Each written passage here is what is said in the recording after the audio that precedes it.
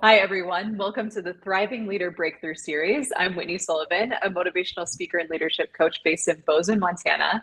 And I've created this free series to help rising leaders break barriers to thriving as they rise the leadership ranks. And last week, in our first lesson of the series, we talked about the importance of identifying your unique leadership style and how you can't be all things to all people, but you can be the best version of you. And so to follow that up this week, we're looking at the data and the Gallup research behind all the Gallup research that supports the idea of owning and developing in your strengths in your unique style, and how it's far better to double down on your strengths rather than try to perfect your weaknesses. And so in order to do that, I brought in an expert and my friend, Sarah Collins, who is a Gallup certified strengths coach. And she's going to walk us through some of the data that Gallup has to support owning and developing your strengths first and foremost. She's going to tell us a little bit about her experiences working with clients and the transformations they've made by investing in their strengths. So, Sarah, why don't you go ahead and just introduce yourself? Thank you, Whitney. It is such a pleasure to be here with you today. I feel so honored. I'm Sarah Collins. I am a team and leadership development coach. I primarily use the Gallup Clifton Strengths Assessment to really help people figure out what they do best and how they can do more of what they do best every day. Because as the data shows us, which we'll get into, that's how we see success. That's how we see increased ROI. That's how we see better fulfilled lives and working relationships. Right, right. And more confidence in our work and in our roles, right? Absolutely. Absolutely. Awesome. Cool. So, why don't we start off by having you tell us a little bit about the Gallup research that supports the strengths based approach? And especially that, I feel like it's kind of a debate out there, right? Like, do you go all in for your weaknesses or should you try to perfect, or do you go all in for your strengths or should you try to perfect your weaknesses? And Gallup says go all in for your strengths. So, why don't you tell us a little bit about the research that supports that concept? Yeah, well, you're absolutely right.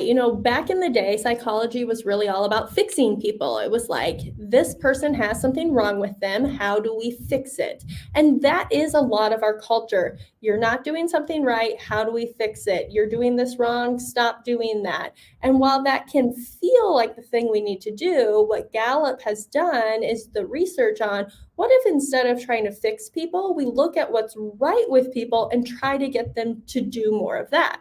And so not only did they develop the Gallup Clifton Strengths Assessment to figure out what are the talents that people possess, but they also do the research. That's what we know Gallup for, right? They are a research institute all over the world. And so it's so nice to have that coupled up together. So we have the proof for our analytical folks, along with the things that feel good for more of the soft skilled folks in the world.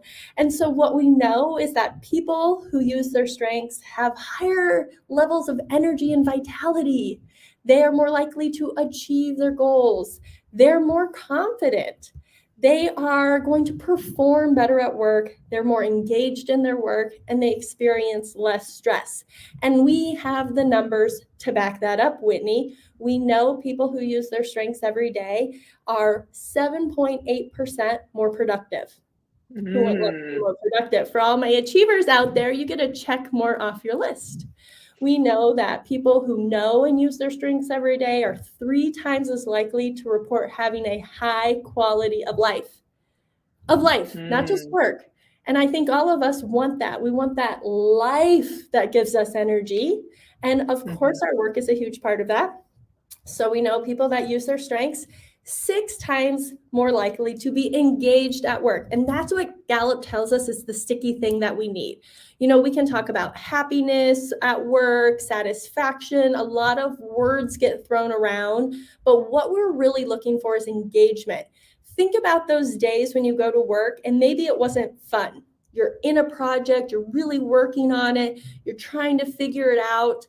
But when you get done at the end of the day, you're like, whoa, that was a good day.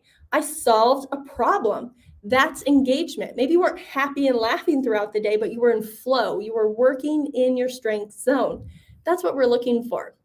We also know that teams that receive strengths-based development from their leaders who are investing in them have 29% increased profits, 19% increased sales, and 72% lower turnover. And we all know it costs a lot of time, money, and energy to hire new people. Mm-hmm. We cannot keep turning and burning people. We have got to say, here's the talent we have. Let's get the best of them. It will save us money in the long run to invest in the people we have, of how we get the best of them, than to just get rid of them to get someone else. Get rid of them to get someone else.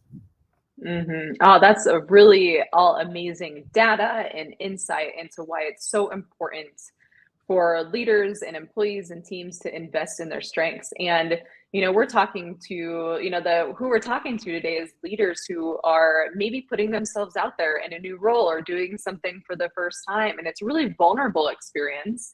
And anytime we learn something new, it might take more grit and grind to learn, right? And so I love what you said about how, you might have some tough days, but you're engaged. And so when you're a new leader and having all of these new leadership experiences, when you can double down on your strengths, it's just going to give you that extra vitality to face all of those normal barriers to learning that you might have when you're doing something new. And just to round out the stats section of our conversation today, Gallup has found that leaders who own and develop their strengths are 6 times as likely to be thriving in their job, and they're 3 times as likely to have an excellent quality of life overall. So if you're newer to a leadership role, or if you're just feeling like a little bit lack of self-confidence, one thing you can do right away is identify your strengths. And so Sarah is Gallup certified. She used the Gallup Strengths Assessment, and I'm Enneagram certified. You can use the Enneagram assessment. There are 2 assessments that complement each other really well. And what they do is give you that language that you can then go back to your leadership role each and every day and find ways to use your strengths. So with that said, Sarah, how about you tell me about what are some wins that you've seen in your clients who've taken a strengths-based approach? Like, what kinds of transformations have your clients had when they've doubled down on their strengths rather than try to perfect their weaknesses? Yeah, I will tell you my favorite example. Last year, I went into an organization and they said to me, we want to bring strengths into our whole team, leaders to everybody. Sometimes people just want to focus on the leaders. But this organization really had a holistic view of how do we incorporate everyone from administrative staff people to our lawyers into this full system. And we started doing that. But they said to me, there's this person, and we adore her. She is a hard worker. She's a great culture fit, but she's in the wrong seat of the bus. We know she's not engaged in her job. She's not performing as we'd like her to perform, but we really don't want to lose her because we see value in her. Can you coach her? So I said, of course, yes. And we used the Gallup Clifton Strengths Assessment to guide our coaching. And through that, we really worked through, what are her skills, her interests, her values? What do her strengths say about her? How do we dig into that? And she was really open with me, of I want to stay at this organization. I value the people here, but I'm just not engaged in my work. And I don't know what else to do. So through working with her strengths about the things that she had, that high developer, that high achiever, we were able to pull out the types of work that would be exciting to her. And it was funny because it was the type of work that even worked with strength. She was like, I love this strength stuff. It's so exciting to me. I want to work with the people. I want to be in front of the people. I want to build relationships.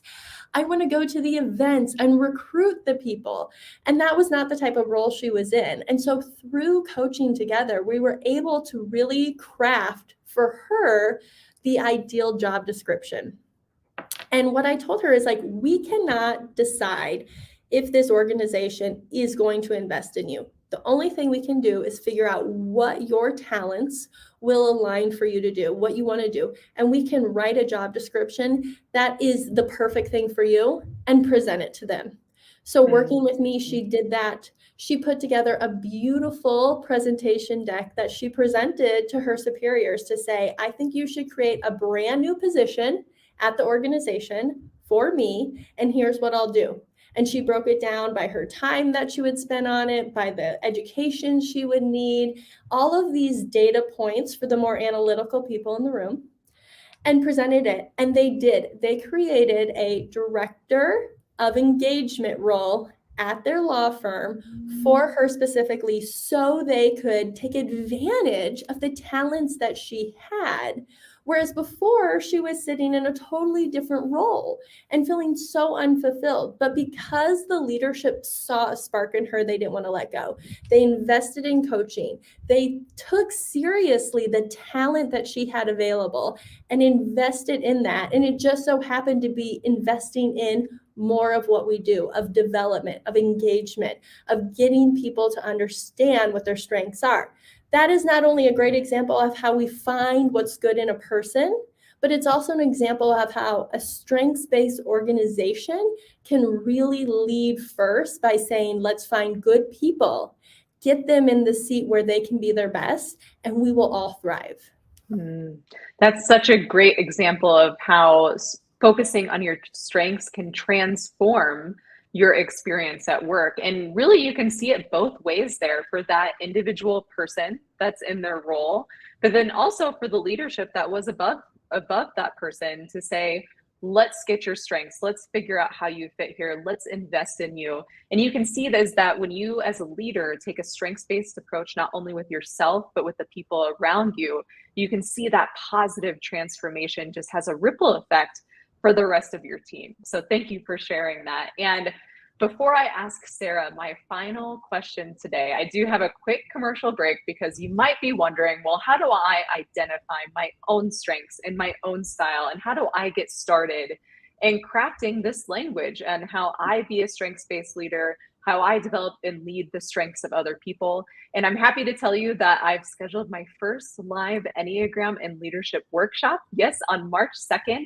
It's at 12:30 Mountain Standard Time. It's a 2-hour workshop, and it's going to show you the 5 breakthroughs every rising leader needs to thrive. And one of those is going to be identifying what your strengths are so you can make a shift from doer to leader. So I've popped that link into the chat, whitneysullivan.com/workshop. It's in the comments. So if you're interested, you can take a look at it and you can pop any questions that you might have. But I really hope to see you there on March 2nd at 12:30 Mountain Standard Time. But I have one more question for Sarah before we close out today about leadership and strengths-based leadership. So Sarah, what's one tip what's one tip that you would give to a rising leader that would help them balance their routine for confidence, energy, and resilience? Yeah, I think when you're a new leader, even if you have been in other leadership roles, there are so much information out there, right? We have the internet, and it is full of advice, and everyone has an opinion about how to do something.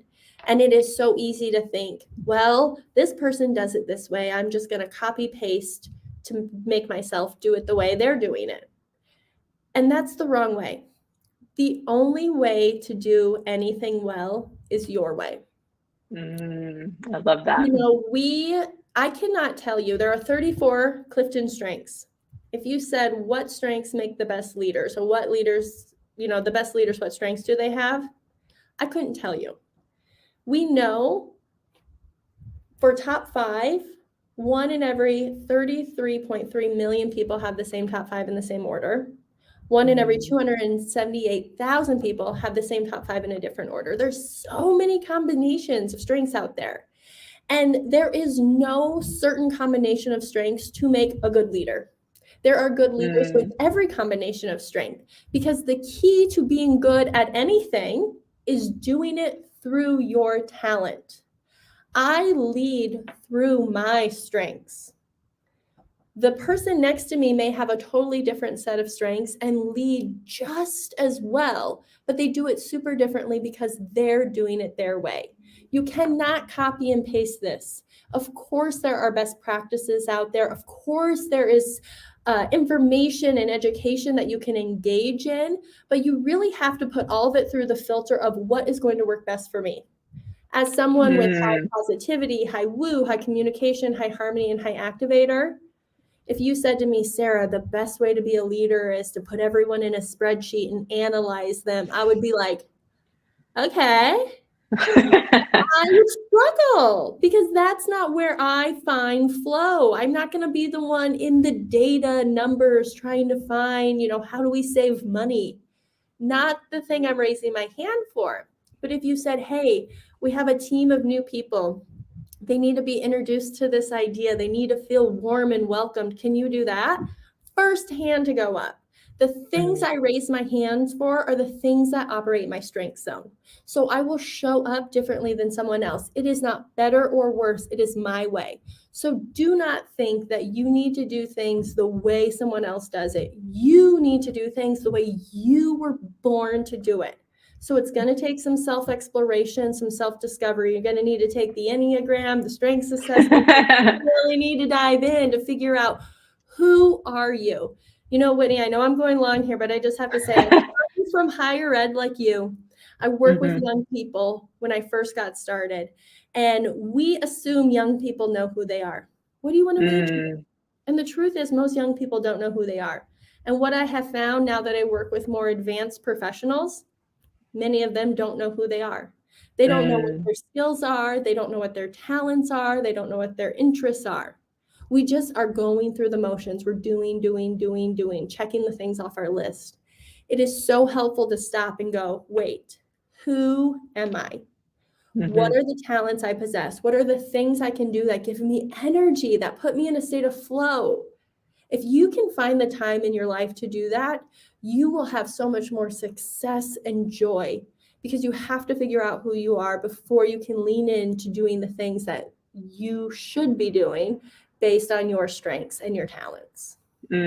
Well said, Sarah. That's awesome. And I love what you said about how, we don't often, like when we worked in higher ed, we both have higher ed background, we come in and part of our job was helping those students figure out the positive blind spots about them. And that doesn't change as we grow either, because our circumstances change, our contexts change, our jobs change, our roles change.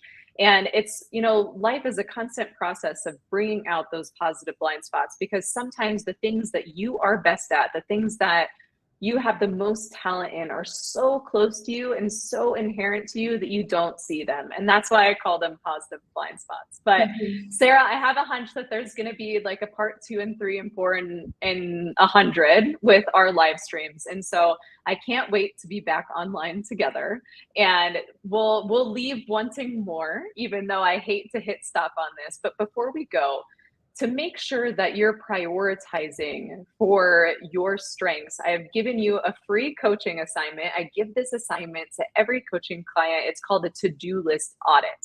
And it's going to give you 6 strategies to balance your routine at work for energy, confidence, and thriving. And so you can download that in the links in all of, whether you're on Facebook or YouTube or LinkedIn, you can download that free coaching assignment and rebalance everything. So that way you're working more and more aligned with your strengths and your talents. But Sarah, thank you so much for joining me today. And I can't wait for part 2 of the live stream. Well, Whitney, it's been a pleasure. I'm always happy to come on and talk to everybody. You and I get together talking about leadership. We should just have a retreat, honestly. Yeah, absolutely. Absolutely. Well, for everyone, there is one more video in the Thriving Leader Breakthrough series. So if we talked about all the fun stuff this week on February 23rd, we're going to get spicy and name and minimize your blind spots and why it's important as you rise the leadership ranks. So you can register for that with a reminder and a replay at whitneysullivan.com/breakthrough series. And I will look forward to seeing you there.